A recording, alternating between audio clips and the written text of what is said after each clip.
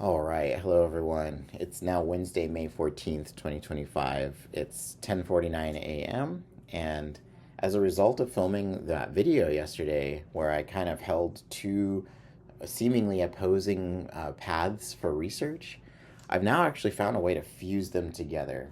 So, I'm actually going to read my revised dissertation proposal now and give you some insight into the depth of my thinking and also give you so much more now to critique if you so choose in the comments. So here's a listen to how I've written it out and just sort of practicing for flow. So it's now 10:50 a.m.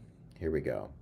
So the title is Mistake Making as Creative Resilience in the Performing Arts, a Human Factors Investigation. I would like this dissertation to address three converging perspectives as they relate to mistake making in the performing arts.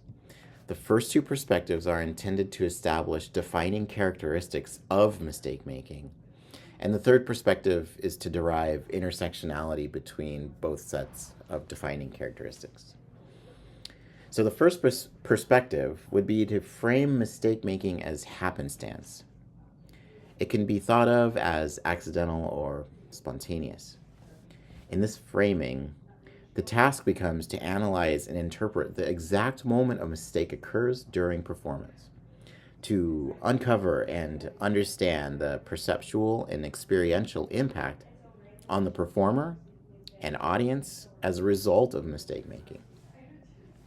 This framing would allow me to investigate the precursor and emergent dynamics involved with mistake making during live performance from within the performer's body and mind, and then out into social space as it forms a shared reality between the performer and their audience. This perspective sees mistake making as a disruptive event, a departure or deviation from an ideal model of performance. And the ideal model is the source material from which a performer draws their expression, the score, script, or choreography, for example. Through empirical investigation, processes unfolding within the performer and the audience may reveal underlying cognitive, sensory, and social patterns and behavior unique to performers, the space they exist within, and their audiences. This inquiry would include documenting sleep patterns and quality, nutritional intake, and socio-emotional status, all in temporal proximity to a scheduled public performance. Other necessary sources of information would be collected to help answer a battery of questions built on epistemological and ontological inquiry. For example, how does a performer know they've made a mistake? And what does it mean to them? Let's ask them and figure out why.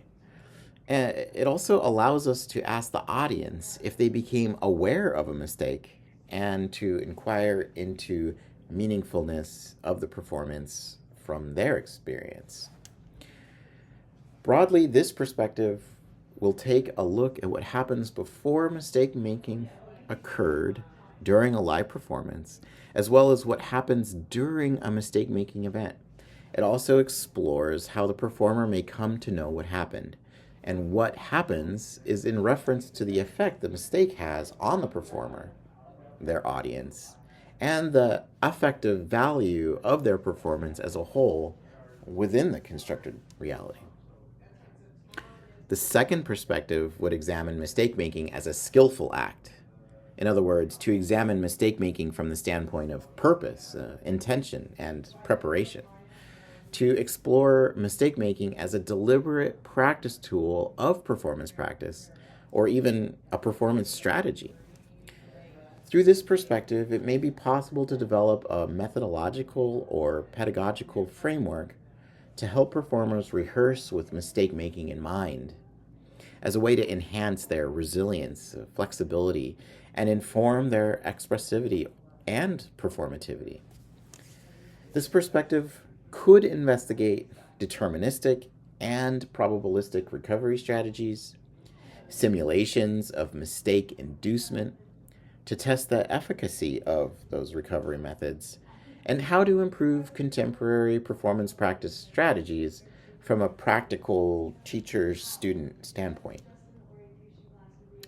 Exploration of mistake making through this second perspective may also provide for an opportunity to challenge essentialist views around performing and the performing arts, where we can attempt to avoid or at least deconstruct the essentialist binary between right and wrong compared to an ideal model, and instead position mistake making as fertile ground for developing novel instructional strategies and improving performative self-awareness. The third perspective would be to examine the intersection between happenstance and skill, where creativity might emerge as a binding agent between the two. Perhaps creativity itself may serve as the common ground between happenstance and skill. In happenstance, creativity is responsive, where creativity manifests through indeterminate, adaptive, real-time corrections, which transform a mistake-making moment into a meaningful element within a performance, one that is perhaps celebrated or abhorred, one that has some positive or negative value for the performer and the audience and the performance as a whole. Whereas in skill, creativity might be seen as proactive, where creativity emerges by using inventive rehearsal methods and what-if scenarios or constraint-based exercises to reshape the relationship a performer has to mistake-making, to erring, to failure, in the preparative phase of their approach to an ideal model. Proactive creativity will allow a performer to understand the situatedness of mistakes and to form new concepts around them. This intersection between happenstance and skill and the results of research into these perspectives and their intersections suggests the need for the construction of a model for creative resilience. Creative resilience in this dissertation is an umbrella term for the conceptual fusion of happenstance and skill-based mistake-making.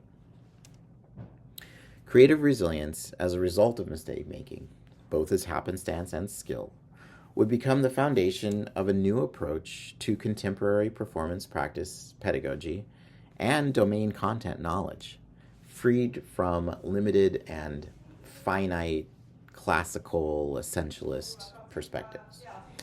Ultimately, this dissertation proposes that mistake-making is simply not failure or deviation to be judged, or as a foil to critique a performance and performer, but instead is a dynamic, situated phenomenon with performative, perceptual, and cognitive dimensions unfolding simultaneously within the build-up to and situated within a live performance and the audience experiencing it.